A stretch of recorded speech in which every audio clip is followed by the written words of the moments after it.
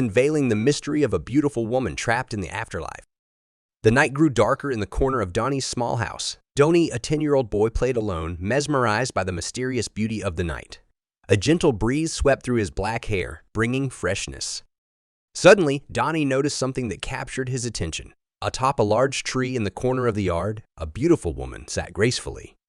The woman had long, beautiful hair that flowed gracefully. Her white gown shimmered in the moonlight. Donnie, full of curiosity, called out to the mysterious woman, "Excuse me, what's your name?" However, there was no response from the woman. Why wasn't she responding? Without hesitation, Donnie decided to approach the mysterious woman. He walked cautiously, making sure not to step on the lush grass. Each step brought him closer to the woman. However, the closer he got, the clearer it became that the woman's face was extremely pale.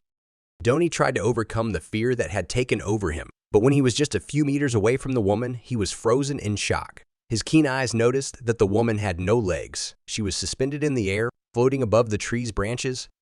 Donnie's heart raced, and fear began to engulf him. He tried to confront his fear and, with a trembling voice, asked, "Who are you? What do you want from me?" The woman didn't answer, but a wicked smile appeared on her pale face. Unbeknownst to Don Corman was the infamous tree-dwelling ghost in the village. It was rumored that she was the spirit of a woman who had tragically died in that tree years ago. She continued to haunt and waited for an opportunity to claim the lives of those who dared to call her name at night. Donnie began to feel trapped. He tried to step back slowly, but his legs felt incredibly heavy and unresponsive. His heart raced, and he sensed the malevolent presence growing stronger around him. Fear filled his mind, and he tried to scream for help, but his voice wouldn't come out.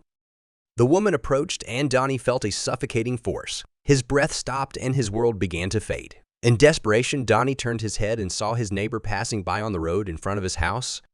With what little consciousness remained, he tried to move his hand and pointed towards the woman. The neighbor looked in the direction indicated by Donnie, fear written across their face. Quickly, they ran towards Donnie, shouting, "Don't look at her! Don't look at her!"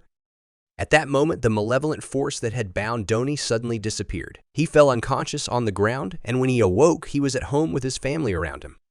They told him that their neighbor had found Donnie unconscious in the yard, and they didn't know what had happened. Donnie looked at his family with eyes still filled with fear. He knew he had experienced something far more than just a strange event. He knew he had nearly become a victim of the mysterious woman above the tree. Since that night, Donnie never forgot the horrifying experience he had. He learned not to casually call upon supernatural entities without knowing the risks. Nighttime became a time of fear for him, and he always tried to avoid his yard when the sun set. Donnie's story spread throughout the village, and people began to avoid the tree where the mysterious woman dwelled. They learned from Donnie's experience that the supernatural world held powers that should not be underestimated. To this day, the tree still stands in Donnie's yard. However, no one dares to approach it when night falls. The incident serves as a reminder to everyone that behind the apparent beauty, there can sometimes be hidden deadly darkness. And Donnie's story of the mysterious woman above the tree continues to haunt their thoughts on every silent night. The end.